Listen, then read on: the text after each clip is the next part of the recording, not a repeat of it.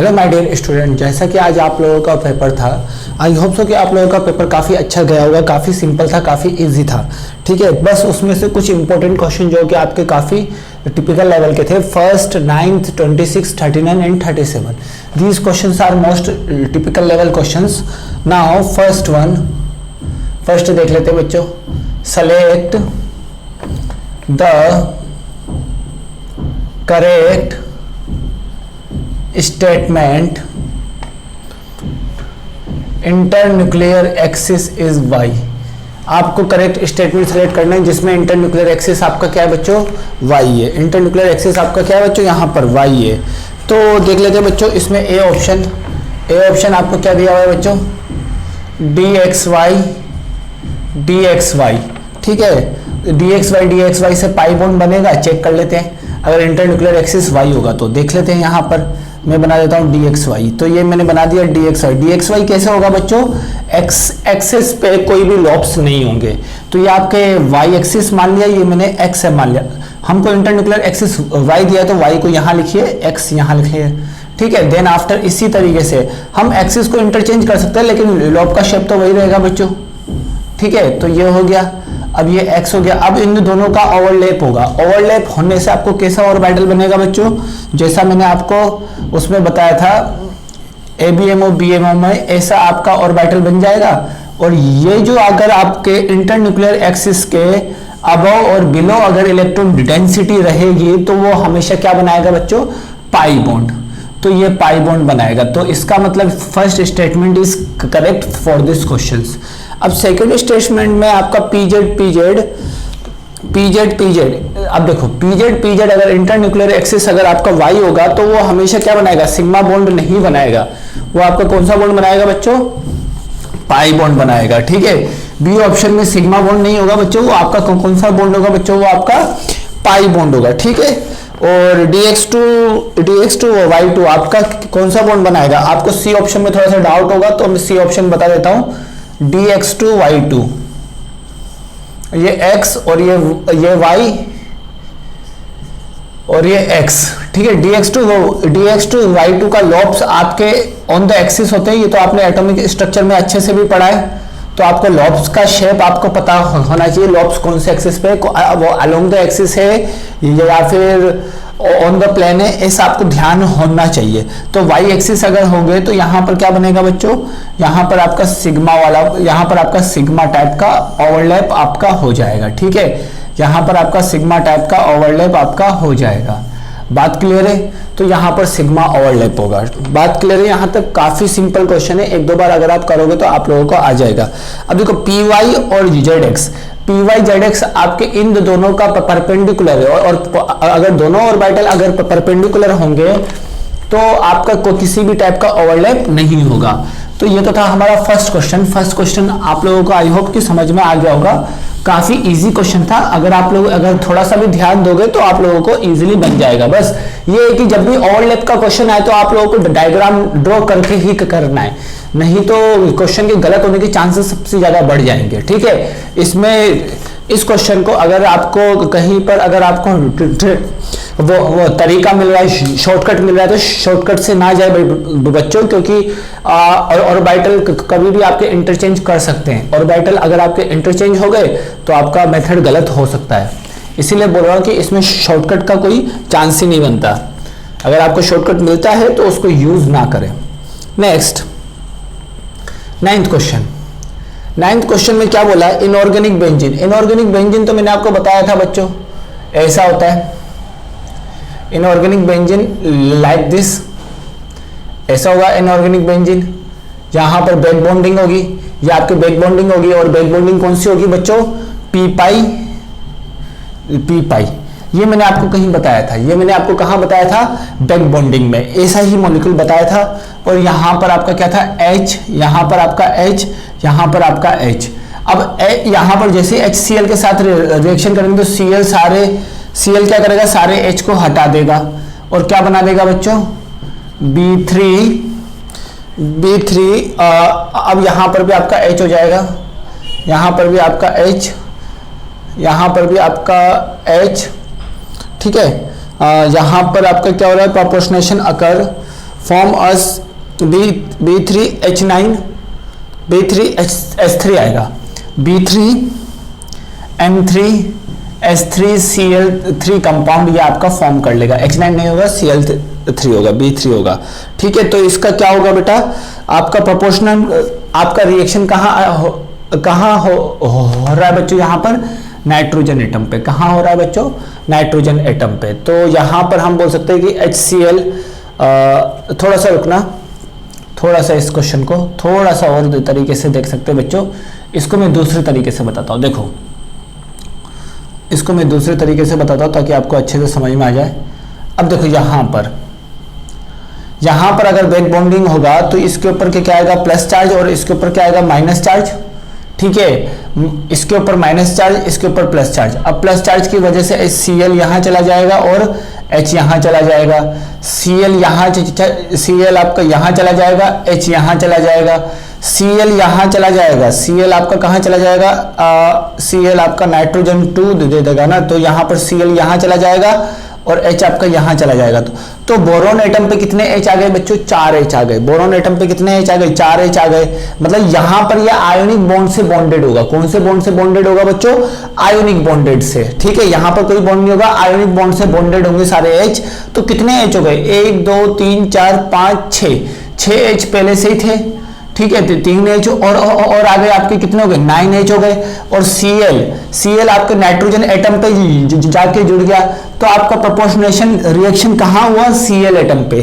कहाँ हुआ रिएक्शन आपका, Cl एटम पे। तो Cl एटम ने क्या हुआ, नाइट्रोजन ने कोऑर्डिनेट बॉन्ड दिया, तो यहाँ पर प्लस, यहाँ पर माइनस।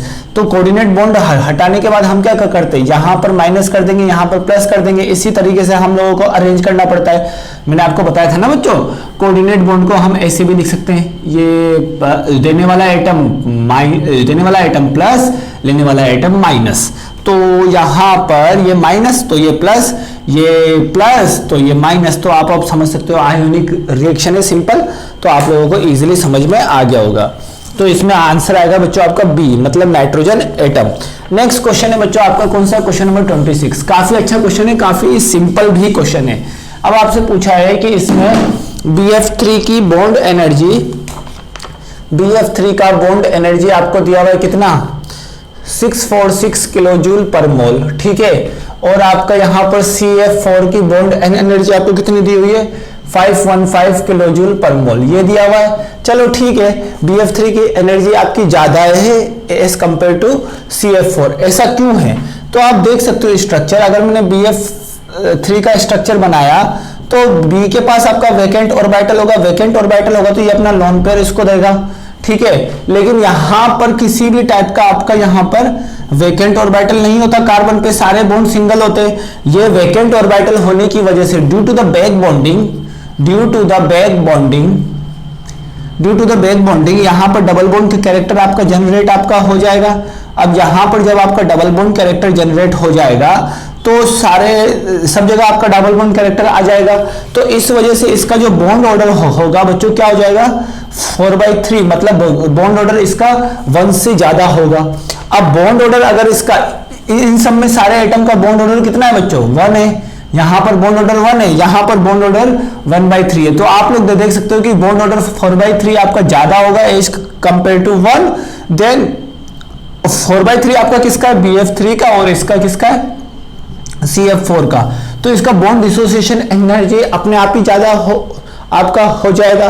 क्यों, क्योंकि अब देखो जरूरी थोड़ी ना है कि आपका एक एटम, चलो ठीक है एक बार इसने दिया, फिर इसने अपना हटाया, फिर इसने दिया, फिर इसने अपना हटाया, फिर इसने दिया, मतलब तीनों जगह से इसको लोन पेयर मिलने की प्रोबेबिलिटी है। तो यहां पर कहीं ना कहीं आपका डबल बॉन्ड कैरेक्टर आ जाएगा, सिंगल बॉन्ड की जगह डबल बॉन्ड कैरेक्टर यहां पर आ जाएगा। और डबल बॉन्ड कैरेक्टर आने की वजह से इसका बॉन्ड ऑर्डर बढ़ जाएगा, और बॉन्ड ऑर्डर बढ़ गया तो इसका एनर्जी भी इसकी क्या हो जाएगी बच्चों, आपके इंक्रीज हो जाएगी। ठीक है, आई होप सो कि आपको ये क्वेश्चन समझ में आ गया होगा। Now question number 39। Question number 39 क्या बोला है, सिंपल समझना। क्वेश्चन नंबर 39 में आपको बोला है डी ऑर्बिटल है जिसके नोडल प्लेन XZ है। क्वेश्चन नंबर 39 क्या है, डी ऑर्बिटल है जिसके नोडल प्लेन क्या है बच्चों, आपके XZ है। ठीक है, तो XZ नोडल प्लेन है, तो अब आपसे पूछा कि कौन सा बॉन्ड इसमें अकर होगा। अब सबसे पहला बोला है कि डिफरेंट डी ऑर्बिटल है, डिफरेंट डी ऑर्बिटल है। अब देखो डिफरेंट डी ऑर्बिटल हमेशा अगर उसका एक्स जेड नोडल प्लेन होगा, अगर उसका नोडल प्लेन क्या होगा एक्स जेड, मतलब नोडल प्लेन एक्स जेड, मतलब एक्स जेड पे उसका कोई भी आपका इलेक्ट्रॉन डेंसिटी नहीं होगा। तो अगर इलेक्ट्रॉन डेंसिटी एक्स जेड आपका नोडल प्लेन है तो एक्स जेड पे कोई इलेक्ट्रॉन डेंसिटी नहीं होगा। तो ऐसा आपका डी ऑर्बिटल जिसमें एक्स जेड पे कोई भी आपका इलेक्ट्रॉन डेंसिटी नहीं होगा, लेकिन वो क्या है बच्चों आपका डिफरेंट है। अगर आपके डिफरेंट डी ऑर्बिटल होंगे तो वो आपस में क्या होंगे परपेंडिकुलर, आपस में क्या होंगे परपेंडिकुलर। और परपेंडिकुलर होने की वजह से, परपेंडिकुलर ध्यान से समझना, परपेंडिकुलर होने की वजह से वो आपके क्या ओवरलैप नहीं करेंगे।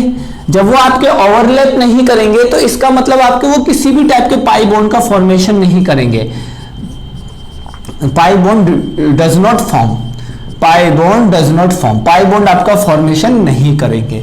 बात समझ में आई? This is the question number 39।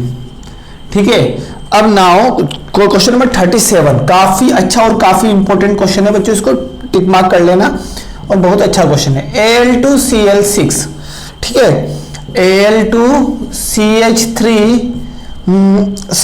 AlF6 मैंने आपको बताया था, ये सारे मैंने स्ट्रक्चर आपको बना रखे हैं। तो आप लोग देख सकते हो कि देखो ये दोनों, ये वाला स्ट्रक्चर और ये वाला स्ट्रक्चर और ये वाला स्ट्रक्चर सिमिलर है। क्यों सिमिलर है? तो मैं किसी भी एक को बनाता हूं, देखो मैं BCl2 को बनाऊं या AlF6, Al2F6 को बनाता हूं बच्चों में, ठीक है ना, Al2F6 को बनाता हूं। तो देखो एल्यूमिनियम आपके 3 बॉन्ड बनाएगा, 3 बॉन्ड बना दिया, ठीक है, क्लोरीन क्लोरीन क्लोरीन, यहां एल्यूमिनियम, यहां इसने 3 बॉन्ड बना दिए, क्लोरीन क्लोरीन क्लोरीन, लेकिन ओनली एल्यूमिनियम के पास वैकेंट ऑर्बिटल होगा, ठीक है।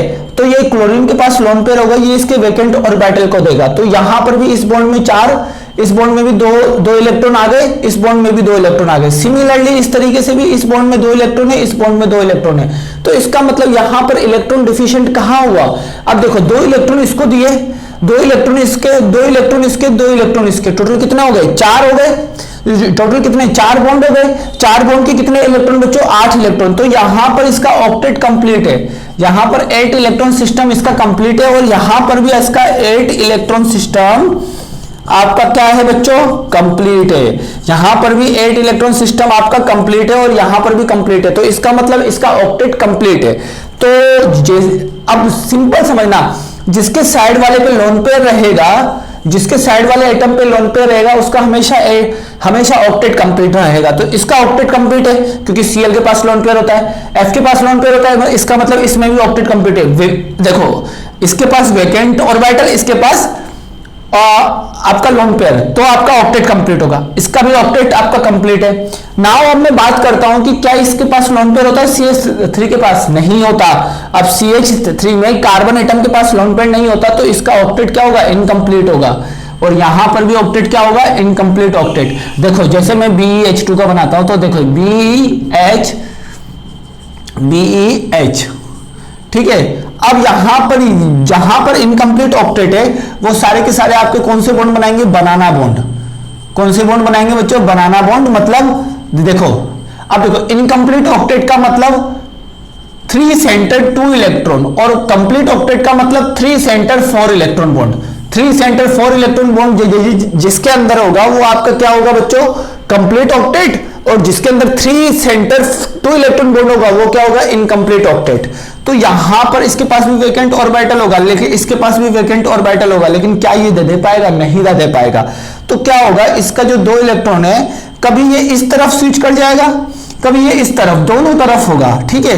ये भी आपका इस तरफ मतलब कंटिन्यूअसली इसका स्विचिंग होता रहेगा। कंटिन्यूअसली स्विच होने की वजह से यहां पर आपका कौन सा बॉन्ड बन जाएगा? बनाना बॉन्ड। क्योंकि इसमें क्या हो रहा है, ये 2 इलेक्ट्रॉन कभी इस तरफ जा रहे हैं, कभी इस तरफ जा रहे हैं। तो 1 2 3 सेंटर के बीच कितने इलेक्ट्रॉन घूम रहे हैं? Total 2 electron. यही इलेक्ट्रॉन यहां घूमेंगे, टोटल 2 इलेक्ट्रॉन। तो इसीलिए इसको हम क्या बोलेंगे? 3 सेंटर 2 इलेक्ट्रॉन बॉन्ड। मतलब क्या होगा? Incomplete octet.